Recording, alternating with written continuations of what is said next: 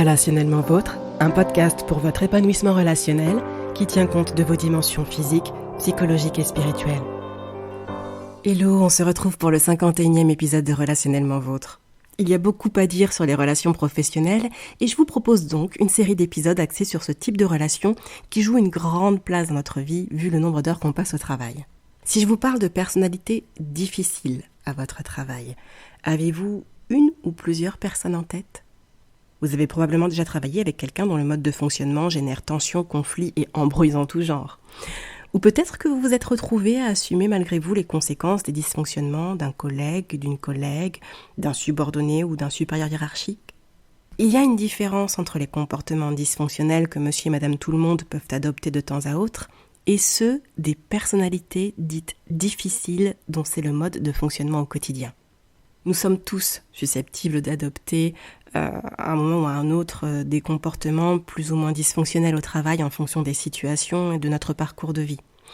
Par comportement dysfonctionnel au travail, je fais référence à tout comportement contre-productif au travail et tout comportement qui va à l'encontre du bon fonctionnement de l'équipe. Par exemple, ça peut être de fuir ses responsabilités en rejetant la faute sur les autres, de manquer de communication, de passer son temps à faire des cancans, du gossip, à râler, critiquer et polluer l'atmosphère de travail, etc. Dans cet épisode, il est plutôt question de voir comment travailler aux côtés de personnalités dysfonctionnelles sans y laisser sa santé.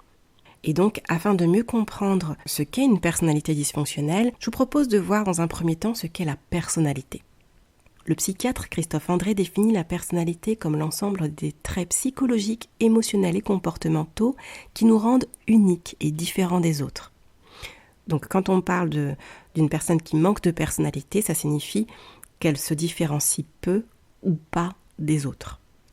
Notre personnalité traduit les caractères innés de notre héritage génétique et donc le modelage qu'en ont fait notre culture, notre éducation et les événements de notre vie personnelle. Nos habitudes, ainsi que les décisions prises, les choix de vie et de conduite faits, balisent notre manière d'agir et nous marquent avec le temps. Non seulement les traits de notre personnalité sont des caractéristiques qui nous sont propres, mais ils présentent aussi une certaine permanence qui tend à nous rendre prévisibles, à rendre nos réactions prévisibles. Donc face à une situation donnée, nous avons tendance à nous comporter toujours à peu près de la même manière. Par exemple, une personne de nature ouverte accepte le plus souvent les autres avec tolérance, alors qu'une personne méfiante sera habituellement plus facilement soupçonneuse et rancunière. Maintenant que vous voyez plus clairement ce qu'on entend par la personnalité, on peut donc se demander qu'est-ce qu'une personnalité dite dysfonctionnelle ou difficile ? Une personnalité dysfonctionnelle présente un certain nombre de déviances en comparaison avec une personnalité dite normale à l'échelle de la population générale. Certains traits de personnalité deviennent alors un obstacle à l'adaptation de la personne, à son milieu familial, à son travail ou à sa vie en société. Les déviances en question peuvent être relativement profondes. Elles s'installent et amènent un mode durable de comportement nuisible aux relations humaines et au bon fonctionnement de la personne en société. Quand on parle de personnalité difficile, il convient de faire la différence entre une personne qui a des traits pathologiques, comme de l'instabilité, de l'impulsivité, et une personne qui a ce qu'on appelle un trouble de la personnalité, tel que les personnalités paranoïaques, dépendantes, hystériques, antisociales, narcissiques, borderline, etc. Une personnalité difficile aura bien souvent une perception déformée de la réalité et donc des difficultés à se rendre compte de ces dysfonctionnements.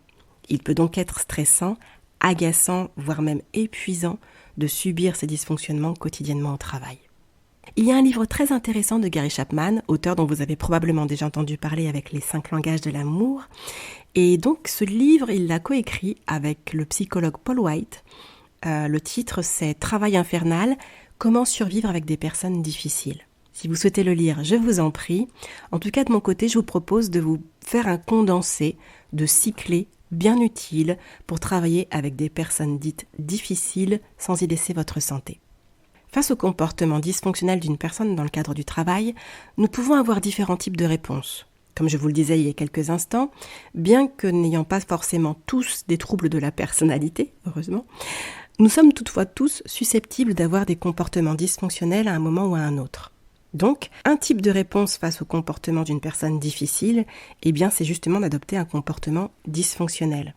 Par exemple, Un de vos collègues a tendance à fuir ses responsabilités et donc, quand le manager pointe un élément à revoir sur un travail fait en équipe, le collègue en question va rejeter la faute sur les autres membres de l'équipe. Or, une réponse tout aussi dysfonctionnelle de votre part serait de décider d'adopter le silence pour punition, en coupant toute communication avec ce collègue et en l'ignorant, dans le but de lui faire payer son comportement. On est d'accord que ça peut peut-être vous soulager sur le coup et vous donner l'impression de préserver votre santé mentale, sauf que ça maintient une certaine forme de tension dans la relation avec ce collègue, dans l'équipe, et au final, ça peut nuire à votre bien-être. De plus, c'est contre-productif vis-à-vis du travail à accomplir. Une autre réponse face au comportement dysfonctionnel d'une personne difficile, c'est de vouloir s'y adapter, soit pour cacher ou compenser le dysfonctionnement afin de rendre service à la personne, soit dans le but d'éviter d'en subir les conséquences. Ça part d'une bonne intention et on peut une fois de plus croire que ça n'a rien de toxique pour la santé globale, sauf que malheureusement cette réponse nous fait rentrer dans le cercle vicieux du dysfonctionnement de l'autre. Si on prend par exemple une de vos collègues qui a des tâches à accomplir avant une date butoir, vous savez que si cette collègue ne respecte pas les délais, elle aura des problèmes et vous subirez aussi quelques conséquences. Du coup, vous faites le travail à sa place pour éviter les retombées. Mais il se trouve que le dysfonctionnement de la collègue en question, c'est de se laisser vivre et puis de se trouver des excuses pour ne pas faire le travail demandé ou éviter d'avoir à le faire seule. Donc elle n'hésitera pas à s'attirer les lauriers d'un travail qu'elle n'a pas fait, bien sûr, et ça vous dérange, je dirais même que ça vous agace au plus haut point, mais vous prenez sur vous. Mais il se trouve que prendre sur vous vous amène à intérioriser vos ressentis, et donc ces ressentis finissent par vous ronger petit à petit de l'intérieur. Il y a parfois cette impression de ne pas avoir d'autre choix que de s'adapter à un dysfonctionnement. Et il est vrai que parfois, certains dysfonctionnements font perdre le nord. On ne sait plus si c'est à soi ou si c'est à l'autre de se remettre en question. Toutefois, gardons bien en tête que nous avons toujours le choix de nos actes et de nos réponses face à un comportement. Quand il est question de santé, il est important de s'assurer de prendre premièrement soin de soi si on veut pouvoir continuer à prendre soin des autres. Il y a un autre type de réponse à un comportement dysfonctionnel, et ce serait de garder une attitude, un comportement fonctionnel justement. Il s'agit là d'exprimer et d'expliquer clairement vos limites et votre manière de travailler, en y mettant les formes bien sûr. Et de cette manière, si on reprend l'exemple que je viens de vous donner, avec la collègue qui se laisse vivre et qui fait en sorte d'éviter d'assumer sa charge de travail et ses responsabilités, une des réponses possibles dans un schéma comportemental dit fonctionnel, ce serait de répondre en expliquant: je ferai ma part de travail, et pourquoi pas me rendre disponible pour répondre à certaines de tes questions. Par contre, je ne ferai pas cette part du travail, car dans le briefing qu'on a eu, il a clairement été évoqué que cette part de travail te revient. Vous aimeriez que ce troisième exemple soit votre mode de réponse le plus fréquent, n'est-ce pas ? Eh bien, voici justement 6 clés pour vous y aider. La première clé, c'est d'arrêter de vous attendre à ce que vos collègues répondent ou réagissent normalement. Vous en avez marre, peu importe ce que vous faites, vous vous prenez des reproches, on vous renvoie que vous avez fait la pire des choses alors que vous avez réellement fait ce qu'il fallait. Si vous parlez à votre collègue, il s'énerve, ou si vous ne le faites pas, il s'offense. Pour survivre à de telles attitudes et à la grande variété d'autres dysfonctionnements, l'approche saine consiste à renoncer aux attentes d'obtenir des réponses saines. Votre collègue peut avoir des troubles dont vous n'avez pas le diagnostic, mais qui malgré tout peuvent faire qu'il ou elle ne peut pas fonctionner normalement. Nous n'allons pas chercher à analyser votre collègue et mettre des diagnostics à la sauvage, mais rien que le fait de considérer qu'on peut difficilement attendre d'une personne qu'elle fonctionne normalement quand elle n'en a pas psychologiquement les moyens, peut vous permettre de prendre de la distance, prendre du recul par rapport au fonctionnement de votre collègue. Pour votre santé mentale, il est donc préférable d'accepter que chacun de nous a une personnalité qui lui est propre, qu'elle soit dite normale ou pathologique. Du coup, au lieu d'aller de déception en frustration à cause d'attentes non comblées vis-à-vis de vos collègues, vous avez la possibilité de vous focaliser sur votre comportement face aux leurs. Chacun peut alors se demander « Quelle réponse saine puis-je apporter aux comportements qui ne le sont pas ?» Y arriver demandera de prendre du recul et pour cela une deuxième clé est nécessaire, et cette clé c'est d'accepter que vous ne pouvez pas changer vos collègues. Vous avez déjà essayé maintes et maintes fois de leur expliquer en quoi leur comportement n'est plus supportable. Vous avez d'abord joué la carte de la douceur, en leur démontrant par A plus B ce qui n'allait pas, vous leur avez donné des conseils pour fonctionner autrement. Puis vous avez sorti la carte de la colère et enfin celle de la menace, mais rien n'y fait. Vous vous demandez pourquoi il ou elle ne percute pas. Ça paraît si simple de fonctionner autrement. Eh bien, ce qui vous semble couler de source, qui est de l'ordre du bon sens ou de la logique à vos yeux, ne l'est pas du tout pour une personne dysfonctionnelle. Inutile de dépenser une énergie folle au risque de vous épuiser à vouloir ouvrir les yeux d'une personne qui ne peut pas se rendre compte de ses dysfonctionnements. Je dis bien ne peut pas. Il y a des personnes qui ne veulent pas faire évoluer les choses, mais là, lorsqu'il s'agit de troubles psychologiques voire psychiatriques à l'origine du dysfonctionnement, la personne qui en souffre a une perception déformée de la réalité. Elle ne pourra donc pas se rendre compte de ce qui dévie de la norme et ça rend donc le changement difficilement accessible. En fait, pour changer, une personne dysfonctionnelle, en l'occurrence, doit se heurter au mur de la réalité et envisager que ses croyances et son mode de vie ne fonctionnent pas parce qu'ils ne correspondent pas à la façon dont le monde fonctionne. Dans la mesure où on ne peut changer personne à part soi-même, il est donc préférable de lâcher prise et de renoncer à vouloir changer l'autre en vous recentrant sur ce que vous pouvez changer, à savoir vous-même et votre manière de travailler avec cette personne sans y laisser votre santé. Ça passe une fois de plus par la clé suivante, qui est d'oser exprimer clairement ce que vous ferez, ce que vous ne ferez pas, ce que vous accepterez, ce que vous n'accepterez pas, en d'autres mots, d'exprimer clairement vos limites.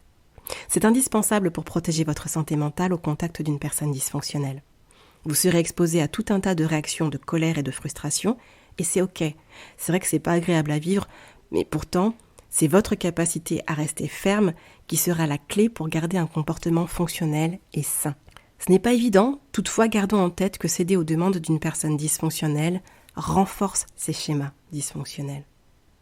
Vous vous demandez peut-être comment faire s'il s'agit de votre N+1 ? Ça fera l'objet d'un autre épisode, ce serait trop long à expliquer aujourd'hui. Du coup, que dites-vous de réfléchir à vos limites et à la manière de les exprimer, de les communiquer clairement avec diplomatie et assertivité ? Pour celles et ceux qui se demandent ce qu'est l'assertivité, eh bien c'est la capacité à exprimer et à défendre ses droits, son opinion, sans empiéter sur ceux des autres. C'est une posture d'affirmation de soi dans un respect mutuel. Comme l'a joliment dit Nelson Mandela, être libre, ce n'est pas seulement se débarrasser de ses chaînes, c'est vivre d'une façon qui respecte et renforce la liberté des autres.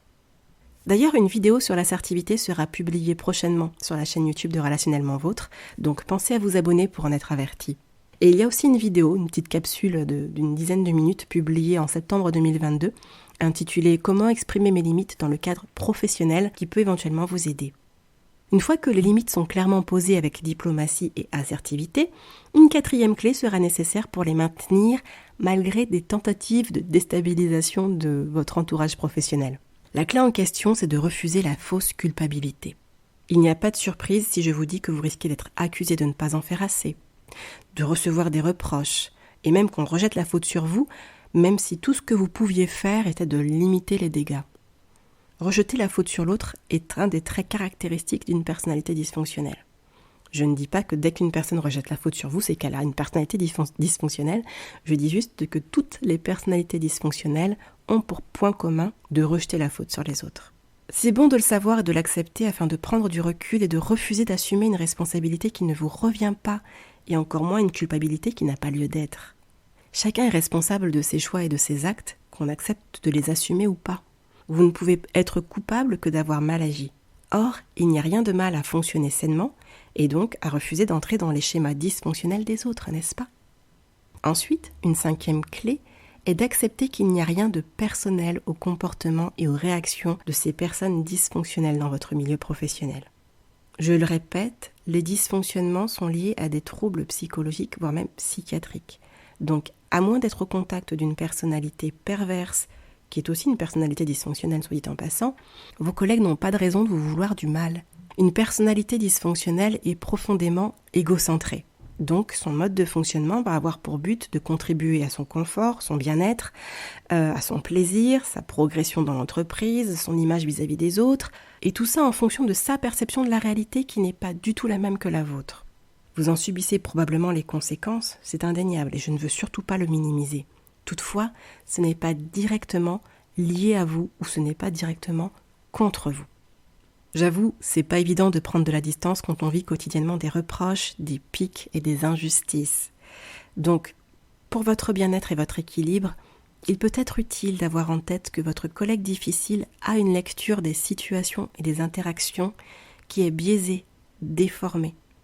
Vous ne lui trouvez pas d'excuses, vous expliquez tout simplement les faits qui font que votre compréhension de son fonctionnement vont vous permettre de prendre du recul et de couper court à l'impact de son comportement dysfonctionnel sur vous, et donc d'en réduire les effets.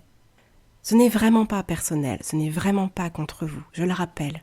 Il y a plus d'égocentrisme que de malveillance chez une personne dysfonctionnelle, à moins d'avoir affaire à une personnalité perverse, et là on bascule dans un tout autre registre. Une chose qui peut aider à ne pas prendre les comportements et les réactions de vos collègues de manière personnelle, c'est cette 6e et dernière clé qui est de prendre le point de vue de personnes dites fonctionnelles, entre guillemets. Il s'agit de demander leur avis à des personnes dont le mode de fonctionnement vous semble sain et en adéquation avec la réalité. Quel est leur point de vue, leur regard sur ce qui se passe avec cette personne dite difficile ? Lorsque vous traitez avec une personne dysfonctionnelle, vous pouvez vous sentir embué, embrouillé et vous demander dans quelle mesure vous gérez la situation. Au départ, vous étiez sûr de vous, mais après coup, vous commencez à douter. Vous pensiez avoir tout compris, mais maintenant, vous n'êtes plus sûr de rien. Dans ces cas-là, consulter des collègues réfléchis en échangeant vos points de vue peut aider à ramener de la clarté dans vos pensées et dans votre réflexion. Je récapitule donc les 6 clés que je viens de vous énoncer. La première, c'est d'arrêter d'attendre d'une personnalité difficile qu'elle réponde ou réagisse normalement. La deuxième, c'est d'accepter que vous ne pouvez pas la changer. La troisième, c'est d'établir des limites claires. La quatrième, c'est de refuser la fausse culpabilité. La cinquième, c'est d'accepter qu'il n'y a rien de personnel à leur comportement et leur réaction vis-à-vis de vous. Et la 6e clé, c'est de prendre le point de vue de personnes dites fonctionnelles, entre guillemets. Bon, on approche de la fin de cet épisode, mais juste avant, en bonus, j'aimerais faire un rappel. Tant qu'on est au contact de l'humain, on sera forcément confronté à des dysfonctionnements et potentiellement à des personnes plus difficiles que d'autres. Voilà pourquoi il est important de trouver des soupapes, c'est-à-dire des activités qui vous permettent d'évacuer le trop-plein, de décompresser, de manière à éviter le point de rupture, ce point d'explosion ou d'implosion qui peut faire autant de mal à vous-même qu'aux autres. Vous avez l'embarras du choix par rapport à ces soupapes concernant la forme. L'essentiel, c'est d'en prendre le temps. Prendre le temps de faire le point sur comment vous vous sentez et planifier des sas de décompression quotidiens auxquels vous pouvez ajouter par la suite bien sûr des activités hebdomadaires. Ces soupapes peuvent être un simple temps de repos, de détente, tout comme ça peut être une activité sportive intense en passant par une activité artistique ou même spirituelle telle que la méditation par exemple ou des temps avec une personne avec laquelle vous allez rire, vous amuser, échanger ou tout simplement vous confier. Libre choix à vous tant que la joie de vivre, la paix intérieure et le calme finissent par prendre ou reprendre le dessus sur la fatigue, le stress et l'irritabilité. Alors, quand des signaux s'allument, tels que des problèmes de sommeil, d'appétit, de concentration, de mémoire, alors que vous n'en aviez pas auparavant, ou que votre entourage vous alerte sur des changements flagrants de comportement, avec des débordements dans des accès de colère, des crises de larmes, cela signifie que la situation est en train de vous épuiser et de grignoter votre santé globale. Il est fortement recommandé de vous faire aider en commençant par en parler à votre médecin traitant. Si votre santé est en danger, envisager de changer d'environnement professionnel peut devenir nécessaire, voire indispensable. Et là encore, vous avez la possibilité d'être accompagné tant dans la réflexion que dans la démarche. Voilà, ce 51e épisode du podcast est terminé. Si vous avez des questions concernant les points développés, vous pouvez les poser par mail à l'adresse relationnellementvôtre@gmail.com. Si vous vivez douloureusement le quotidien dans votre environnement de travail ou si vous avez des soucis relationnels avec vos collègues, surtout, n'hésitez pas à solliciter une personne extérieure, un professionnel, une professionnelle. Car après tout, autant agir avant que les conséquences ne soient vraiment graves, n'est-ce pas ? Bon. Eh bien, nous poursuivrons la série d'épisodes sur les relations professionnelles la semaine prochaine. Je n'en dis pas plus sur le contenu, suspense. En tout cas, d'ici là, continuez à prendre bien soin de vous. Relationnellement vôtre.